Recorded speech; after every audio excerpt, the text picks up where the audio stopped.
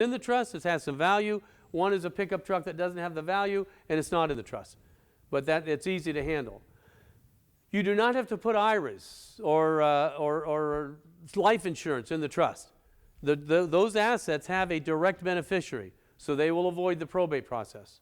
However, if you want to put them in the trust, that's fine.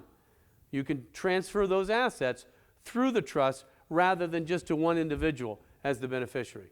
A living will is a document that allows you to determine if you want to be kept alive artificially or not. You want to have a breathing tube, a feeding apparatus. What happens? Well, if you don't take responsibility for this, the state will, and you'll become a ward of the state that you live in. Just like the girl in Florida a few years ago. Remember that? That's sad, isn't it? The problem with that is she wasn't proactive. Now, yes, she was younger. But, you know, accidents don't just occur to older people, do they? It's important that you have these documents taken care of. Our attorneys will prepare a properly executed living will for you, specifically based on what your wishes are. It will be delivered to you and notarized and become part of the estate plan package. And then lastly, there's what's called a durable power of attorney. A durable power of attorney is a document that allows you to appoint somebody to make financial and medical decisions for you, should you become incapacitated. You have a stroke, you have Alzheimer's, you have an accident, you have an aneurysm. What happens? You know your spouse can't make these decisions for you without these documents. The state will appoint what's called a fiduciary of the court. That's somebody who works for the court to do these things. Let me give you a quick example. If my mother needed care and I wanted to take care of her and she didn't have these documents, I would have to petition the state to appoint me and then hope they appoint me. They could appoint anybody. But let's say they appoint me. Now I have to keep meticulous accounting records of every nickel I spend on my mother.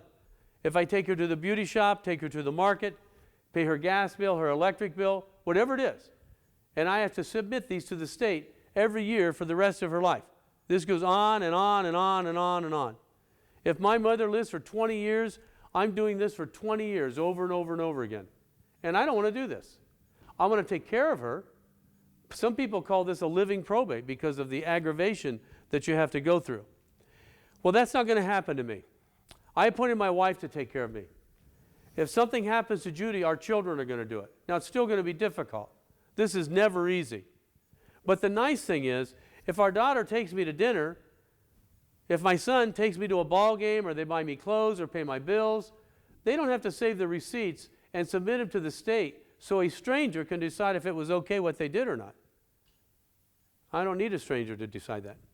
None of you need a stranger to decide that. This is as important as protecting the estate after you die. You're alive now, remember that. So it's important to have these documents properly prepared. The nice thing about this is it gives you the ability to have somebody appointed for financial issues as well as for healthcare issues. There are 4 durable power of attorneys for each married trust.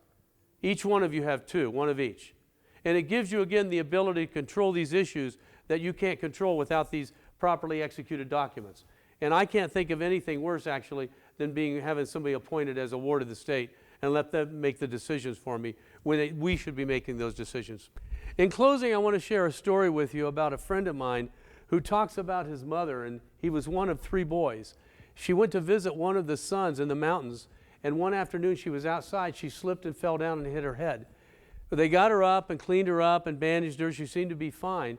But later that evening, she slipped into a coma. They airlifted her to the hospital, and she passed away. She'd had an aneurysm.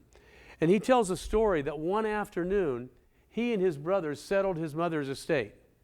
They went to the county clerk, they went to the banks, they transferred the financial assets and the real estate assets. They then went back to her home and visited and reminisced and had iced tea and looked at pictures.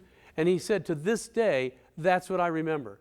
Because we didn't have to go through the hassles of a probate process and have people argue and fighting over an estate. And that's the legacy we want to leave for our kids. We want to make it as easy as possible for them, whether we're living and they need a power of attorney available, or whether we've passed on and they can get these assets transferred without going through the probate process.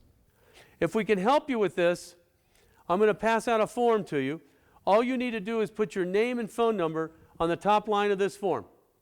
And then we're going to spend 5 minutes and do a short worksheet with you to get the process started, and then the attorneys will take over. It'll go to the attorney's office tonight, and you'll hear from the attorney the next week or so. Thank you. If we can help you, just if you need a pen, let us know.